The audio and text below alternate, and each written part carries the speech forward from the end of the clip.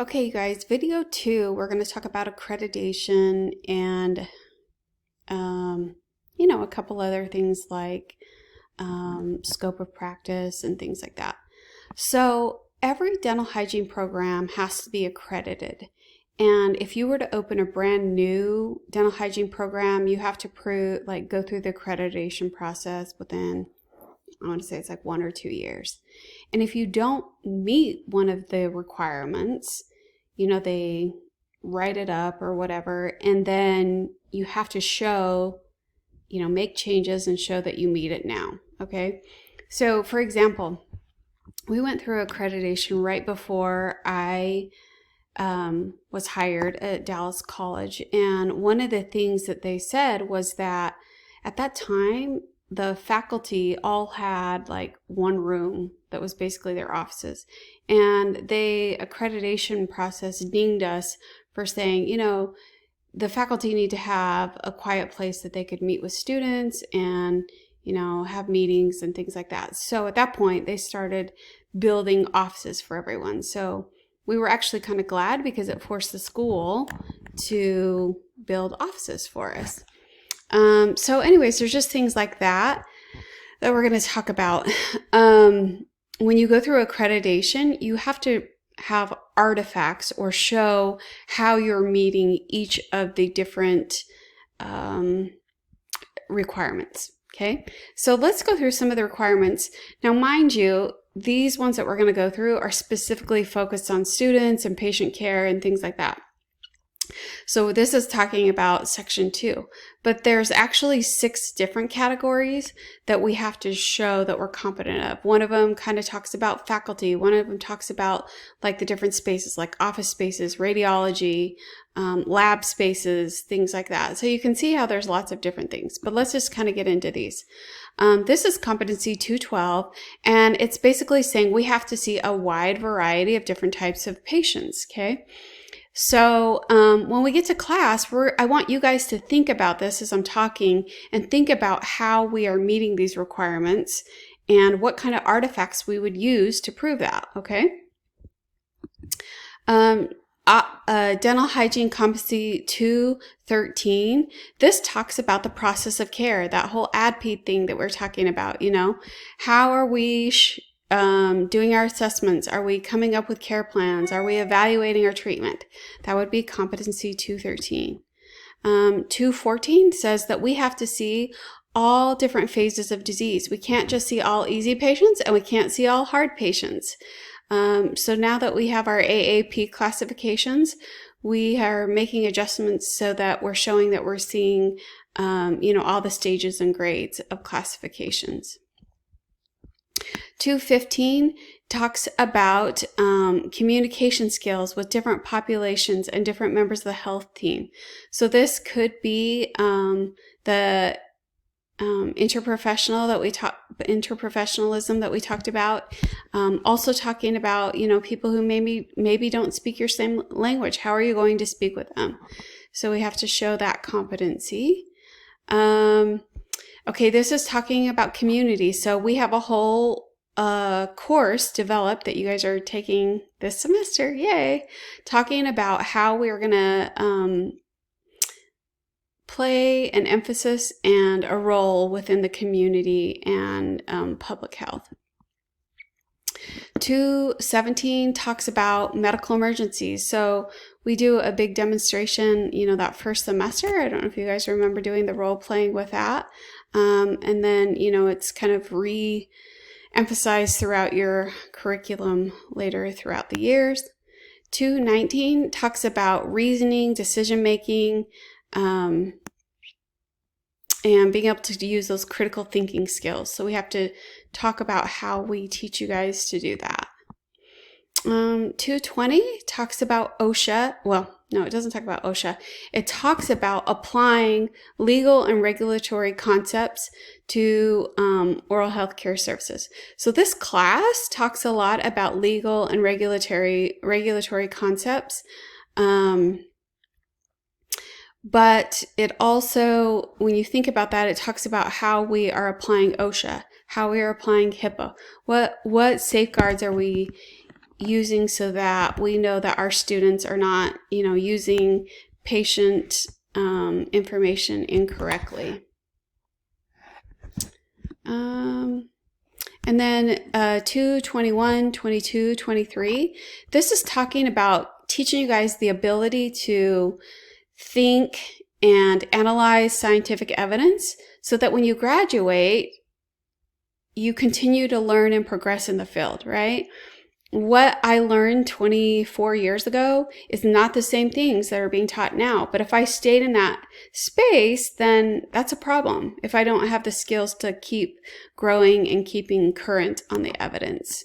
Also involving problem solving. When we talk about learning a skill, there are several steps that you go through to get better. So when you guys are in pre-clinic, you're starting out as a novice. Everything is so hard and you feel like you're never going to get it, right? And then you start to get those skills down and think, okay, I can remove some things. That's when we put you in clinic 1 and clinic 2 even, where you guys are applying the skills. You're starting to get them down. You're not, an expert. When you get something hard, you may have to ask for help. But this is that advanced beginner stage. And then competent, probably when you guys leave, you're somewhere in the competent to proficient phase, meaning, you can remove calculus, but you don't have a ton of patients that you've worked on. So you're still like building your skills and applying those critical thinking skills, things like that. And, to me, proficient would probably be more like somebody who has been out a couple years. You're seeing patients all day, every day. You're seeing a wide variety of different things. So you're seeing how to apply those different things. I actually went to Andy's board review over a weekend or so ago, and some of the students that graduated 2 years ago, so the first year I taught, were there, and they said hello, and I thought, good for them. And I said to them, it's really good that you guys are coming to this, because now you can take all this knowledge and you have those years of experience to apply for it to make better sense for you. And so anyways, that was kind of fun to run into them. An expert, are we ever all really experts? There's always something more we can learn, something we can do better. You may become expert in one part of, maybe you feel like you're an expert at, I don't know, probing or something like that. But, we can all always continue to learn and learn new techniques, learn new ideas. And so, experts kind of out there that we continually strive for, but maybe never completely 100% reach. So, this is just kind of stressing those different aspects of learning a new skill and how you guys progress throughout your career. Okay.